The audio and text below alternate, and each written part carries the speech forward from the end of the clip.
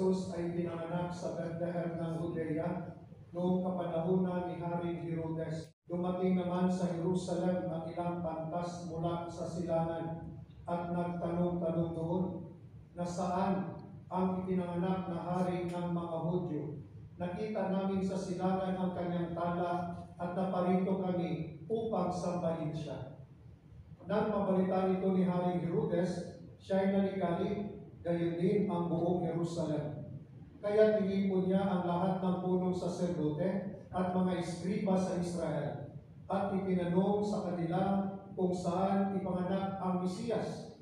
Sa Bethlehem po ng Judea, tugon nila, ganito ang sinulat ng propeta, at ikaw, Bethlehem, sa lupain ng Huda, ay hindi nga huli sa mga pangunahing bayan ng Huda, sapagkat sa iyo nilitaw ang isang pinuno na mamahala sa aking bayang Israel. Nang mabatid ito, lihim na ipinatawag ni Herodes ang mga pantas at itinanong kung kailan lumitaw ang tala. At pinalakad niya sila patungong Bethlehem. Matapos pagdilina ng ganito, pumayo kayo at inyong hanaping mabuti ang sanggol. Kapag inyong natagpuan, ibalita agad ninyo sa akin upang ako may makasama sa kanya. At tumakad na nga ang mga pantas. Muli silang pinangunahan ng talang nakita nila sa silangan hanggang sa sumapit ito sa tapat ng kinaroroonan ng bata. Gayon na lamang ang galak ng mga pantas nang makita ang tala. Pagpasok sa bahay, nakita nila ang bata sa piling ng kanyang inang si Maria. Lumapit sila at nagpakirapa at sinamba ang bata. Binuksan nila ang kanilang mga sisidlan na at inihandog sa kanya ang dala nilang ginto, kamangyan at mira. Nang sila'y pabalik na, sinabi sa kanila ng Diyos sa pamamagitan ng panaginip na huwag na silang babalik kay Herodes, kaya nag-iba na sila ng daan pauwi. Ang mabuting balita ng Panginoon. Pinupuri ka namin, Panginoon Jesus Cristo. Happy New Year. So, yung ngayon, pinagdiriwang natin ang dakilang na pistahan ng Epifania. Epiphany or manifestation. Epifania, ibig sabihin pagpapakita. So, nagpakita ang Diyos sa pamamagitan ng kanyang bugtong na anak. Sa nakita ko, so ay kasama na natin ang Diyos. At may tatlong mago, ito ay galing hindi sila Israelita, sa silangan, nakita yung tala, yung Star of David. At sila ay gustong pumunta itong Star of David kung saan. That's why sila ay naglalakbay. Di ba yung kanta na three kings from Orient. So sila ay naglalakbay. Ang gabay nila, yung tala. Parang hindi naman hindi makita yung star pag umaga. Makikita ba yung star? Wala naman nagpa-fireworks pag umaga. No. So, gabi ng gabi. Parang naisip ko, baka gabi lang sila naglalakad. O baka during the day, nagtatanong-tanong kung saan. But most of the time, during night, during gabi, madilim, dahil nakikita na yung tala, yung bituin, doon sila naglalakbay. Magandang reminder sa atin na sa pag may problema tayo, parang madilim ang buhay, tanda natin, patuloy tayong maglalakbay. Importante tumingin lang sa taas. Dahil may Diyos, may tala. Diba? Problema na tayo, iba nito after Christmas, wala nang pera. So pagkalimutan, papunta si Joseph na tayo. At yung problemado normally, yung katawan parang yumuko.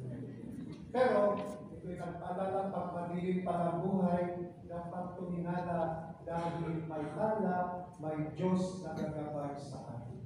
Diba? At ang tala ay ito yung pananampalataya natin. That's why sabi ni San Pablo, we walk by faith. Kung may pananampalataya tayo, yan ang tala, yan ang liwanag. That's why tayo pala, pag may pananampalataya, nagbibigay liwanag ka. Maski may problema, parang feeling mo walang problema. Tingnan mo yung katabi mo, mukhang problema kayo. Mukhang problema. Nakabay sa kanya. Dahil sa pananampalataya, tayo nagtitiwala kay Lord na hindi tayo papabayaan ng Panginoon. Amen? So, yun pala ang kahalaga ng pananampalataya. Nagbibigay liwanag. No wonder palagi sinasabi ng Panginoon, increase your faith. Patatagin nyo ang pananampalataya. So, naglalakbay itong tatlong bago at saan ang destination nila? Sa Hong Kong. Saan ang destination? Sa Jerusalem. Sa Jerusalem. At normally, sa tatlong bago, 3 wise men, 3 kings, di ba, baka isang president, pumunta ng isang bansa, pero 40 si Paul, So tulad nila, pumunta sino yung hari doon? Hari Herodes. Sila pumunta doon kay Herodes at nandito po kami dahil nakita namin ang tala. Ang hinanap namin ang hari ng mga Hudyo. Siyempre si Herodes yung hari. Di ba na-insecure si Herodes? Dahil pinatay niya yung mga bata 3 years old below. Yun ang sineselebrate natin December 28. Ano yung December 28? Holy Innocent. Yung mga batang pinatay ni Herodes, dahil tapos si Herodes, mapalitan siya sa kanyang pagkahari. Okay? So pumunta yung tatlong mago at sabi pa nga ni Herodes, hindi naman ito yung sinabi niya. Sabi, papakita niyo yung bata, ha? Hanapin niyo ng mabuti. Pag nakita niyo yung mga pangyaw, ha? Balik niyo sa akin. Mag-text kayo sa akin. Ika kayo sa Google Map kung saan talaga yan. Kasi ako ay sasabahin ko rin siya. So hindi naman pinatay na niya. Dahil hindi ito bumalik yung tatlong mago, pinatay niya sa sobrang galit niya. Di ba yung tatlong mago, hindi na bumalik kay Herodes. Nang sila'y pabalik na, sinabi sa kanila ng Diyos sa pamamagitan ng panaginip na huwag na silang babalik kay Herodes. Kaya nag-iba na sila ng daan pawid. So nagalit si Herodes doon, kaya hindi na bumalik kasi pinatay. Kasi hindi na kung saan talaga sino yung bata, saan yun. So lahat ng bata na lang, pinatay ni Herodes. Ang punto naman dito, nakita nila, ang tatlong bago, nakita nila ang bata, nakita nila ang hari, ang Panginoon, may pagbabago, may transformation. Ang loyalty nila ngayon ay hindi na kay Herodes, ang loyalty nila ngayon sa Panginoon. At ito yung paalala sa atin, that once we truly encounter the Lord, may pagbabago, may conversion, may transformation. Hindi na balikan ang lumang pamumuhay, ang makasalanang pamumuhay, ang tahakin, ang matuwid na pamumuhay, pamumuhay na kabanalan.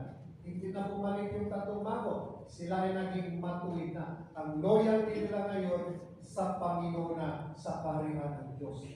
So ito yung hamon sa atin. That every time na dumalo tayo ng misa, sana ma-encounter natin ang pagmamahal ng Panginoon. Dahil ang pagmamahal ng Panginoon, ito yung magpudyok sa atin, magdala sa atin ng pagbabago, na matuwid na buhay. At yung nakita na nila yung bata, yung bilang Maria, may dala-dala silang regalo. Anong regalo dala nila? Kung Pilipino yun ay Dunkin Donut. Anong dala-dala nila? Ang ito at insenso, mira. Ito ay nagsimbolo kung sino yung bata. Yung gift na yan, gold, frankincense, and myrrh. Ito ay nagpapakita kung sino siya. Yung dito, at that time, pag bumisita ka na ng hari, dapat ang regalo mo, i-offer mo sa hari, dito, gold. Pero kung mahilig ka sa tambay, tango ay gold. Diba, pag bumisita ka ng hari, ang offer daw, gold. Ibig sabihin, ang bata, si Jesus, ay hari.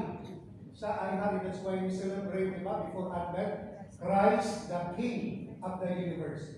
Gold symbolize King. At anong pangalawa? Insenso. Sino gumagamit ng insenso? Diba, pari si Sakaraya, diba yung gospel ng insenso. Siya pala ay pari. At hindi lang pari, high priest. Diba yung pari ng alay. Pero yung inalay niya, hindi yung tupa, siya mismo ang buhay niya. Inalay niya doon sa Kalbaryo. That's why siya ay high priest, high priesthood.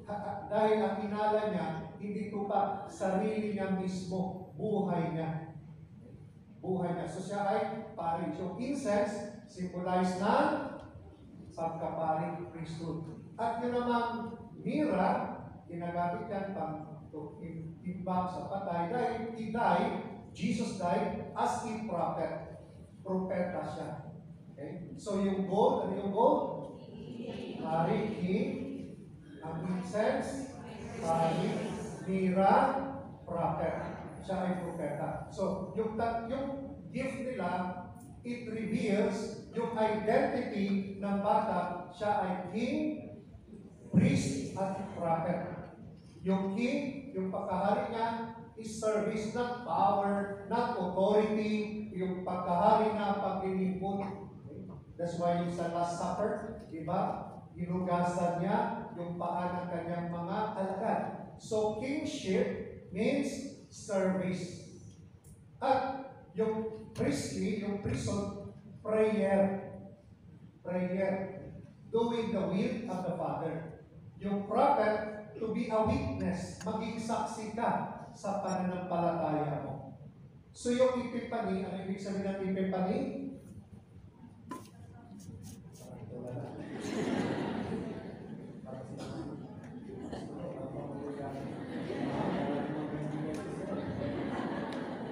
Ano ibig sabihin ng Epiphany?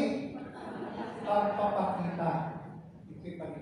Ngayon, tayo habang siniselebrate ang Epiphanya, hamon sa atin kung paano natin ipakita ang Diyos sa ating kapwa. May pakita natin ang Diyos sa ating kapwa, yung tinanggap natin sa binyag. Dahil sa binyag, we participate the role of Christ, priest, prophet, and king. Sa binyag, naging hari din tayo, naging pari din tayo, naging propeta din tayo. Ibig sabihin, kung paglilingkod sa kapwa, pagdadasal, at paging saksi sa pananampalataya, ipinakita mo ang Diyos sa pamumuhay mo. Naintindihan? So, to live priestly, prophet, kingly, pag sinasabuhay mo yan, ang nakikita sa iyo ang Diyos. Ipinakita mo ang Diyos sa pamumuhay mo. That is Epiphany.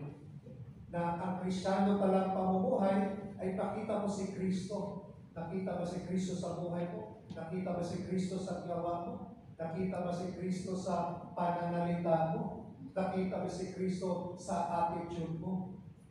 So yun ang ibig sabihin, tayo bilang bahagi ng katawan ni Kristo, meron tayong misyon. Mayroon din tayo kung paano ipakita ang Diyos sa ating kapwa. Kung ipakita ng Diyos sa ating pamumuhay, may liwanag. That's why yung Epiphany na also Feast of the Lights. Lights, dahil siya ang liwanag, di ba sa unang pagbasa, siya ang liwanag na naliliwanagan ng kaliminan ang Israelita, pati na yung mga hintil.